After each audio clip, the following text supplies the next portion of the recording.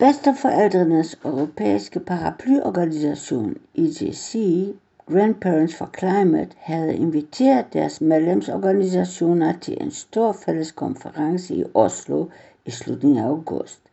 Her mødtes veloplagte bedsteforældre fra Norge, Sverige, Storbritannien, Holland, Tyskland, Finland, Belgien, Østrig, Schweiz og Danmark. Mogens, Eva, Masti og Johannes. I fokus var vidensdeling, erfaringsudveksling og fælles diskussioner om EGC's rolle og opgaver i fremtiden. Derudover lyttede vi til informative og inspirerende foredrag til aktuelle klimaemner med meget kompetente og til dels kontroversielle foredragsholdere. Halden Wies, stifter af Bedsteforældrene, Club of Rome-medlem Jørgen Anders og klimaadvokat Jenny Sandvik. Vi besøgte Oslos klimaforvaltning, hvor vi lærte om Oslos mange klimatiltag, blandt andet krav om eldrevne maskiner og lastbiler i byggeriet.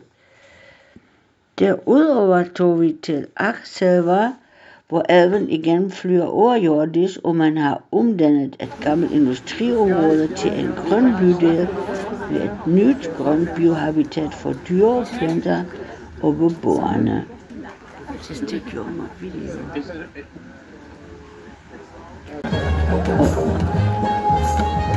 Så deltog vi i den store klimademonstration lige før valget regeringen Norge for at kæmpe for klimahandling nu sammen med over 50 andre organisationer og foreninger i Norge.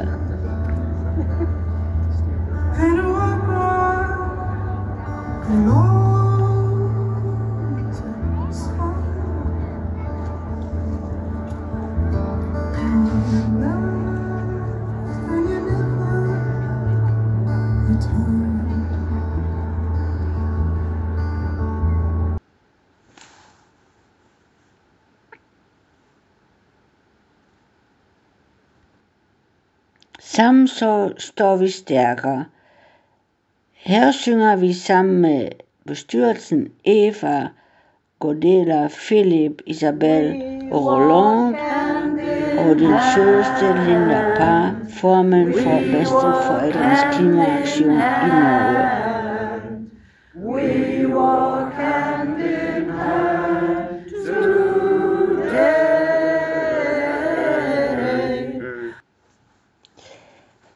De delegerede kom med input til EGC's fremtidige indsatsområder og med forslag til fælles arbejdsgrupper. Første prioritet har vores fælles krav om at udfase olie, kul og gas nu. Så skal en arbejdsgruppe fortsætte med at monitorere klimapolitikker, planer og indsatser i Europaparlamentet som den Green Deal og hos de nationale regeringer. Der skal prøves at komme i kontakt med ligesindede grupper i andre europæiske lande, og en arbejdsgruppe skal tage sig af forbedring af den indbyrdes kommunikation mellem bestyrelser og medlemsorganisationer for til erfaringsudveksling og koordinering af fælles aktioner for klima og meget mere. Og et særligt tak til vores fantastiske norske værter.